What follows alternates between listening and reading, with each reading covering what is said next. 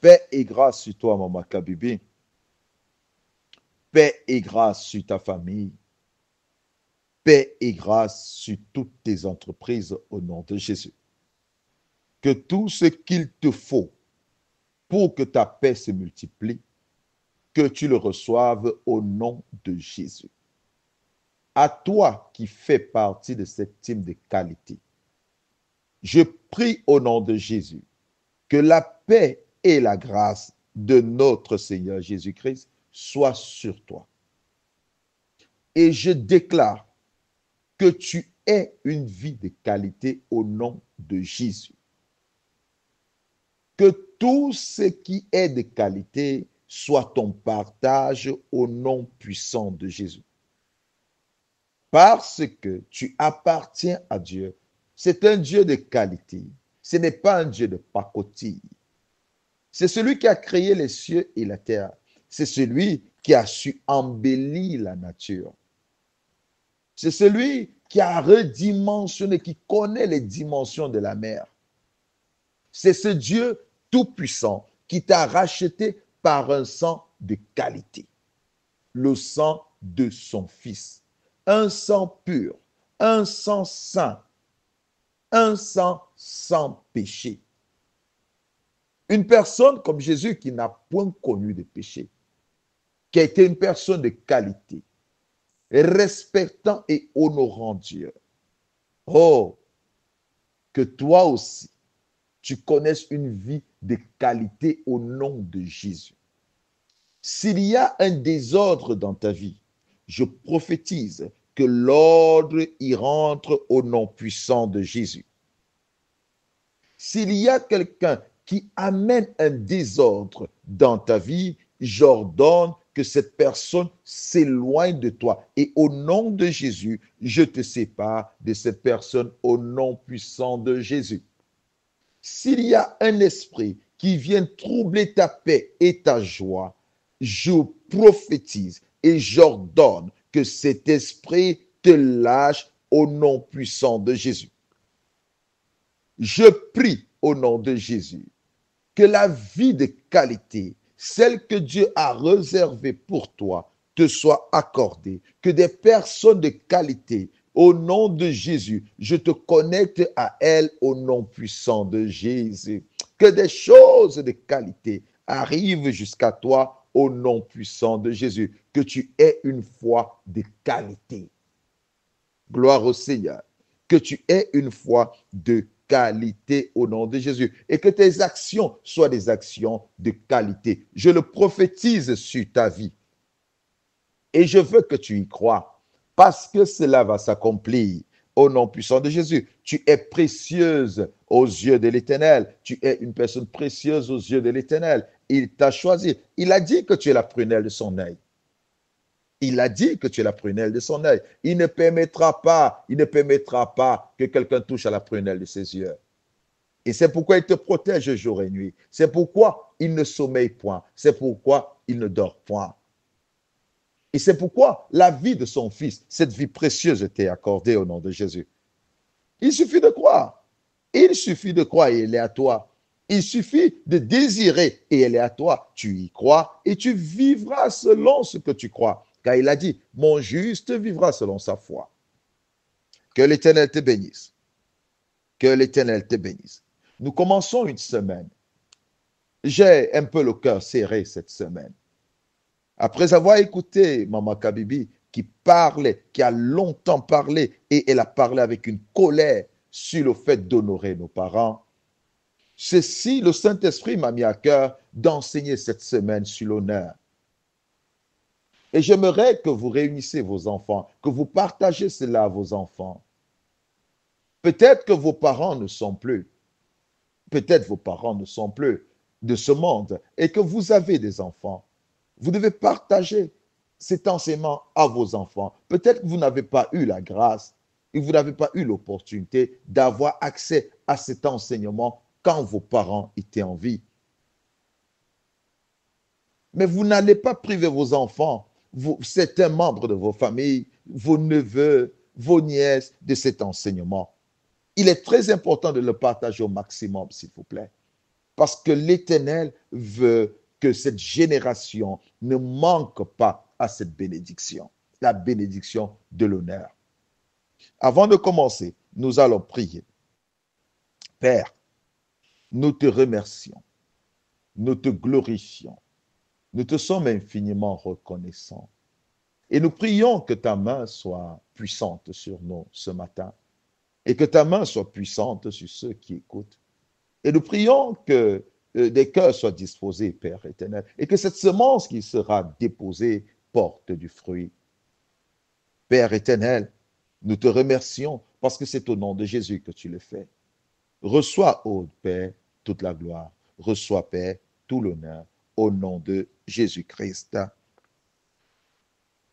Le thème de cette semaine est « Honore ton père et ta mère ». La série d'enseignements que nous aurons cette semaine, c'est « Honore ton père et ta mère ». Romains chapitre 13, verset 7. Romains chapitre 13, verset 7. C'est l'apôtre Paul qui écrit à l'église qui se retrouve à Rome, aux Romains. L'apôtre Paul a reçu l'excellence de la révélation. Célibataire, il a parlé du mariage. La Bible ne dit pas s'il avait des enfants, il n'en avait pas. Mais Paul a bien traité des sujets clairement, présentant la volonté de Dieu que beaucoup n'ont pas fait. Paul, rempli du Saint-Esprit, nous parle ici. Il dit, rendez à tous ce qui leur est dû, ce qui leur revient de droit. Il dit l'impôt à qui vous devez l'impôt, le tribut à qui vous devez le tribut, la crainte à qui vous devez la crainte, l'honneur à qui vous devez l'honneur.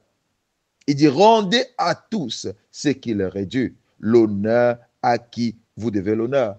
Et ici, il est question des parents, il est question du père et de la mère. Notez que nous disons honore ton père et ta mère. C'est l'enseignement que nous avons cette semaine. C'est le sujet que nous traiterons cette semaine. Et j'aimerais que vous soyez connectés. J'aimerais que vous soyez connectés, que vous partagez cet enseignement à vos neveux, que vous le partagez à vos enfants. Peut-être que vous avez des parents en vie, mais j'aimerais que vous rattrapez le temps. Peut-être que vous ne l'avez pas fait durant un moment, mais au travers de cet enseignement, vous pouvez rattraper le temps. Paul dit, rendez à tous ce qui leur est dû, ce qui leur revient de droit, ce qu'ils méritent. Il dit l'honneur à qui vous devez de l'honneur. Et Jésus nous enseigne ceci. Et c'est Matthieu qui le rappelle, qui le rapporte sur son évangile au chapitre 15, versets 3 à 4. Matthieu rappelle les enseignements de Jésus. Il nous rapporte ce que Jésus les enseignait, les paroles de Jésus. Toutes les déclarations que Jésus faisait, Matthieu les rapporte. Et nous sommes dans Matthieu chapitre 15, versets 3 à 4. Matthieu dit que Jésus répondit, « Et vous, pourquoi transgressez-vous le commandement de Dieu au profit de votre tradition? Car Dieu a dit, honore ton père et ta mère. Et celui qui maudira son père ou sa mère sera puni de mort. » Nous restons sur le fait d'honorer son père et sa mère. Ce commandement ne vient pas d'un homme. Il vient de Dieu. C'est Dieu qui l'a dit. Et Jésus le rapporte dans le Nouveau Testament. Il est dit, Dieu a dit. Dieu a dit. Si Dieu a dit quelque chose, qui sommes-nous pour contredire la chose? Si Dieu donne un commandement, qui sommes-nous pour dire non à ce commandement? Si Dieu exige de nous, comme enfants, l'honneur pour les parents, qui sommes-nous pour les priver de cela?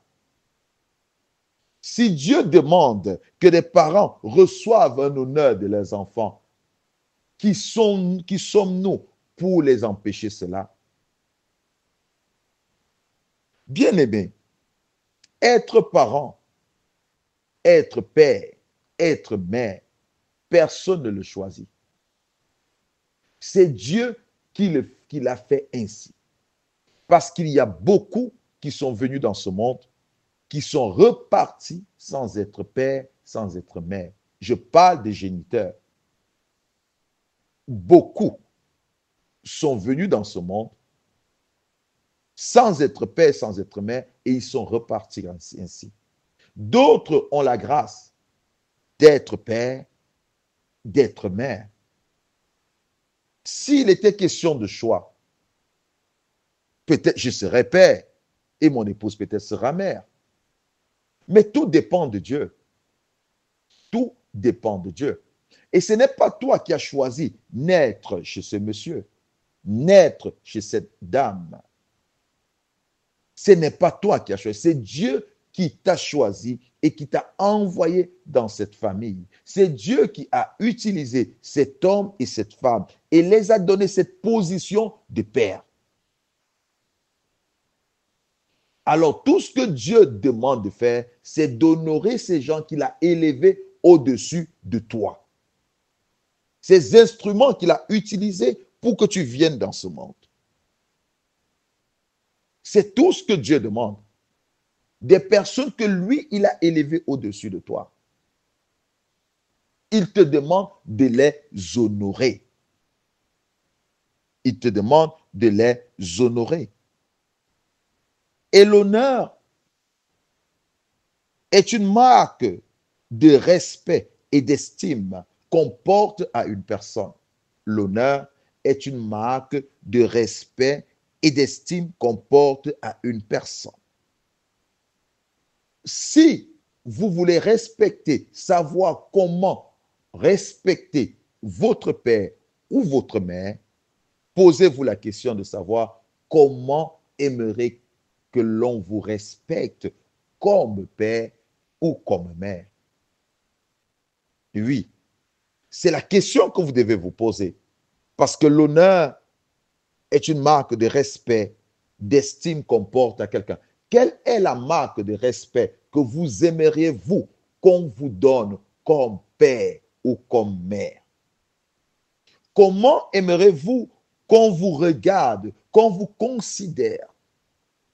Si vous aviez des enfants, comment aimeriez-vous que ces enfants vous respectent?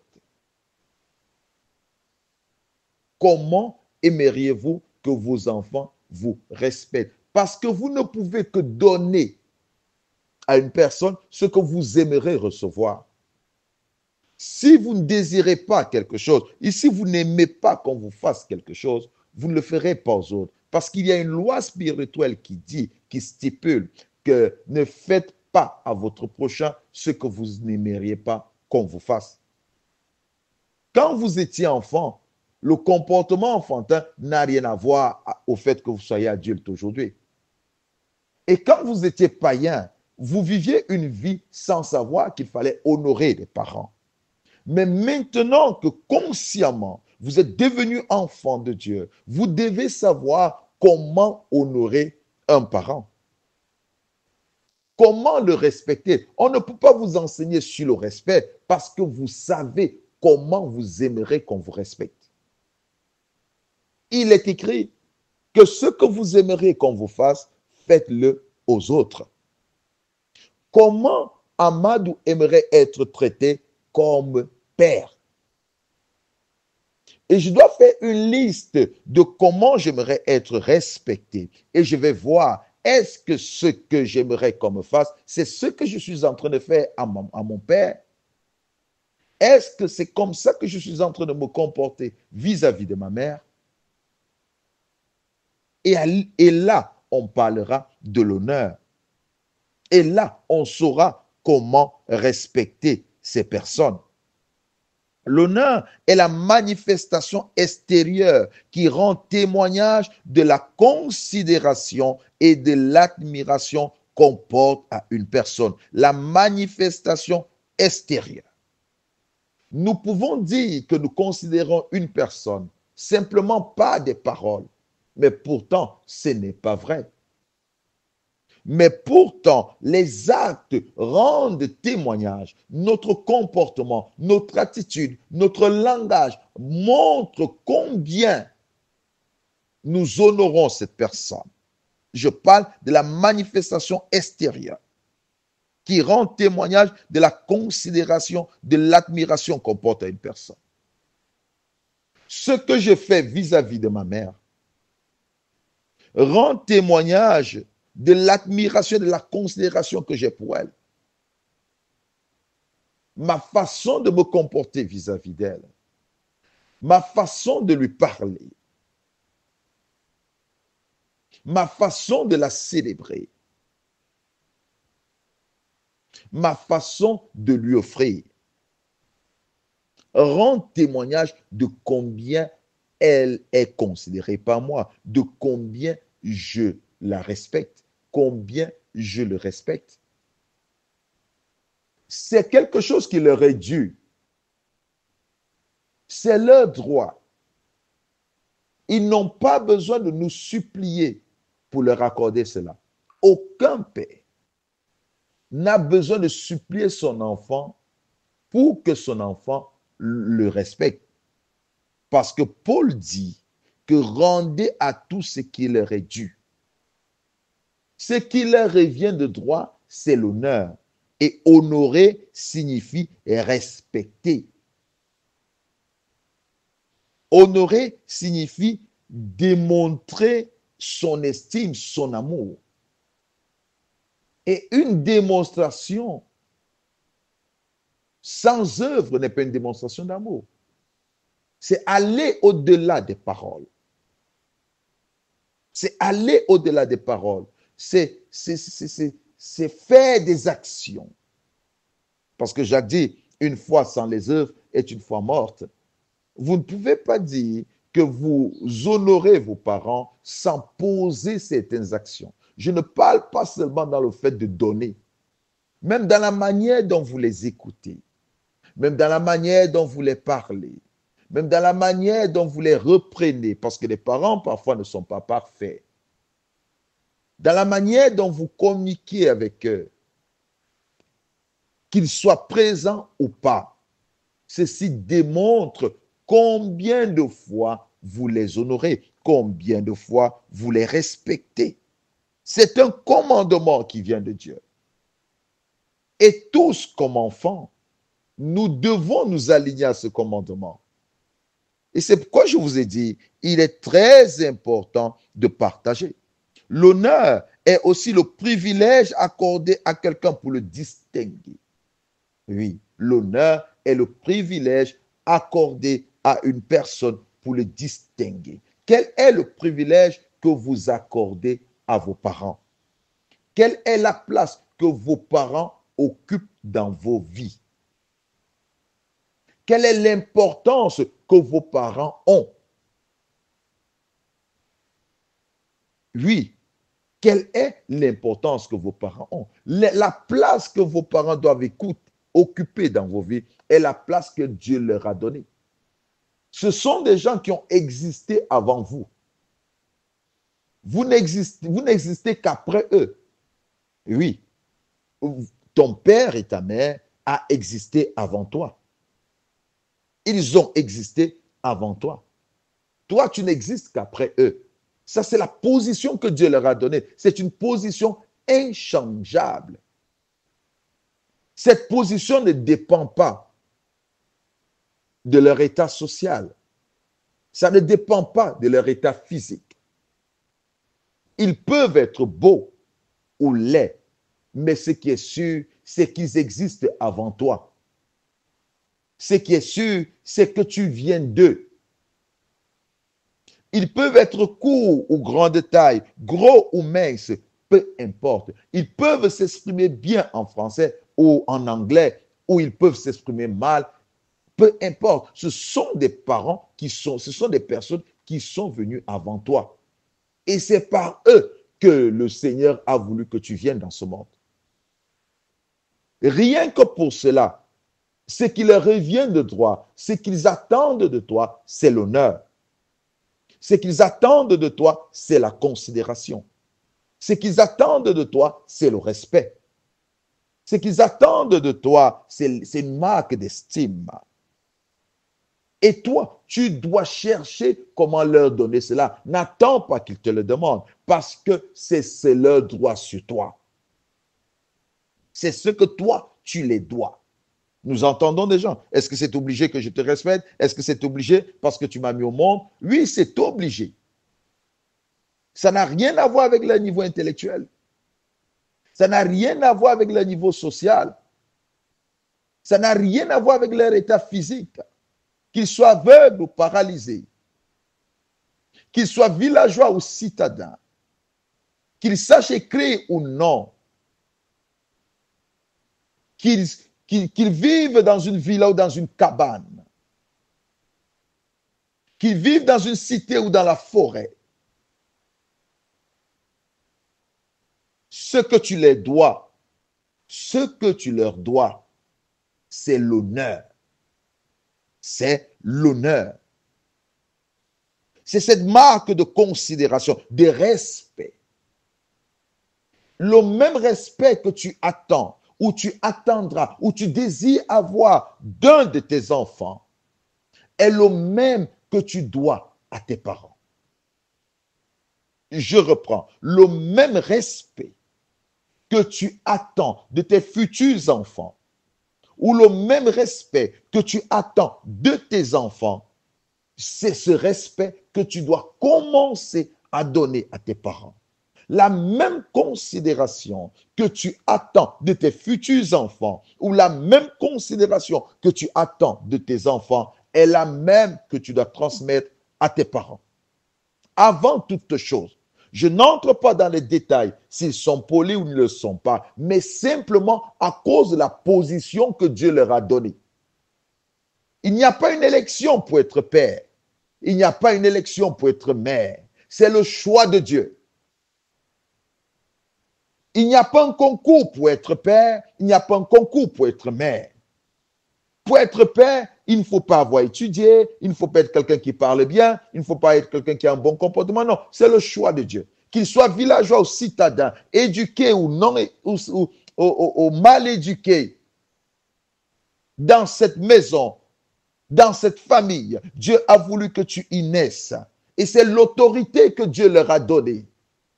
Et le droit qu'ils ont sur toi, c'est l'honneur. Tu les dois honneur. Ils doivent recevoir de toi une marque de respect, une marque d'estime, une marque de considération. Ils doivent recevoir de toi un privilège qui les distingue des autres. Nous n'avons pas plusieurs pères. Je parle sur la terre. Nous n'avons pas plusieurs mères. Tu peux être adopté. Tu sauras comme moi que ce n'est pas ton père. Tu peux être aimé de quelqu'un qui va te dire, tu es mon père, tu es mon fils, tu es ma fille. Mais tu sauras au fond de toi. Quelque chose au fond de toi te dira, ce n'est pas ton père. Ce n'est pas ta mère. Mais tu connais ton père. Tu connais ta mère. Et ces personnes que tu connais comme père et mère, je dis d'où tu es venu, ce sont ces personnes que Dieu a choisies pour qu'ils viennent. Même s'ils t'ont abandonné. Je dis même s'ils t'ont abandonné. Dès la naissance, ils t'ont abandonné. Tu ne les connais pas. Mais à l'idée de savoir qu'ils existent, tu les dois le respect. Parce que le fait qu'ils soient choisis comme étant, pour être ton père et ta mère, je t'assure, c'est Dieu qui a voulu que cela se fasse ainsi. Oh, je me rappelle d'une histoire, une histoire très poignante. Je crois que je vais terminer avec ce témoignage. Une histoire très poignante. Un jeune homme a grandi dans une famille. Pendant qu'il grandissait, il savait que cette famille était sa famille. Il savait que c'était son père. Il savait que c'était sa mère.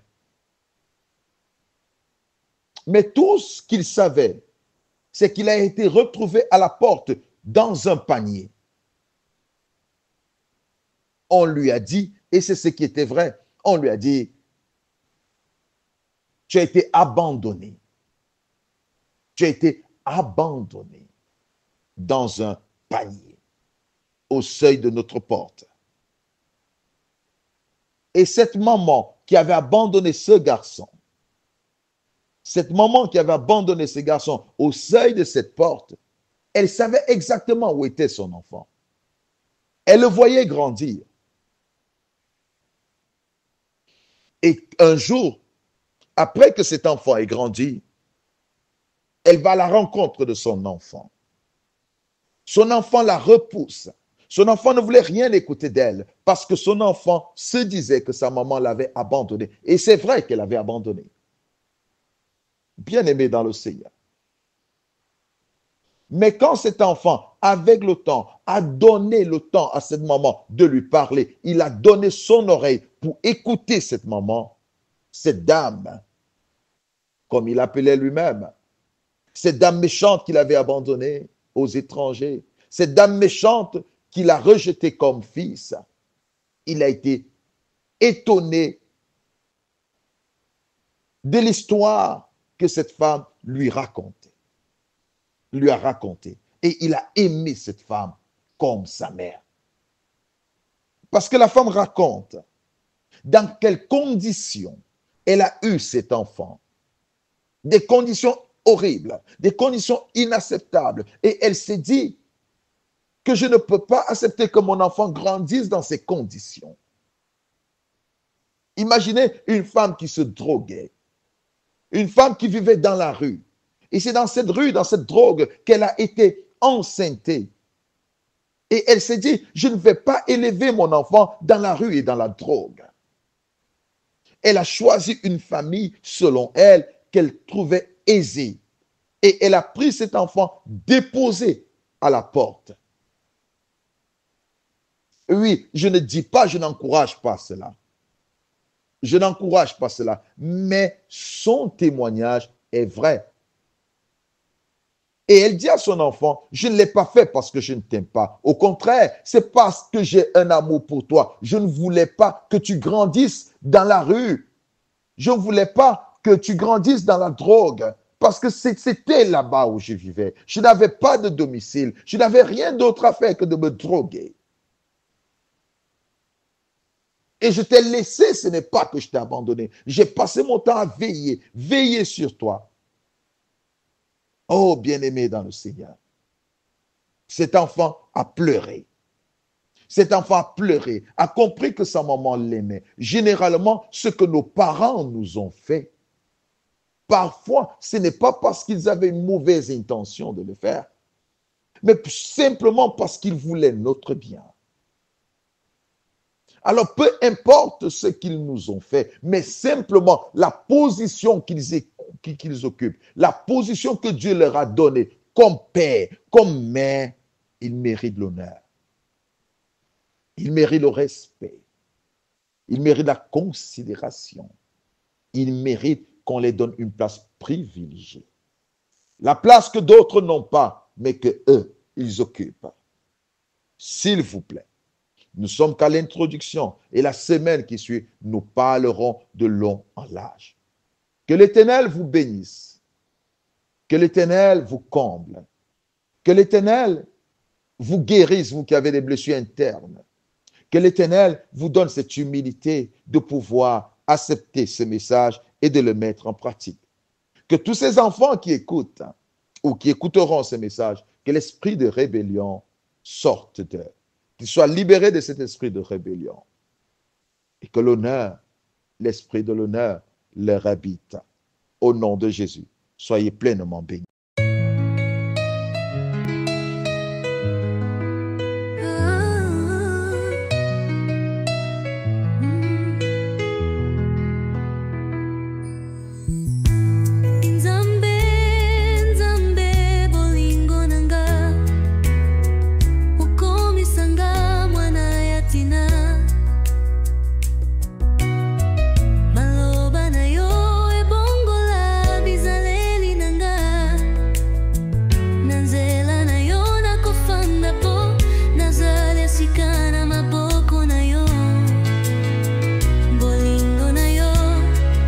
Kimi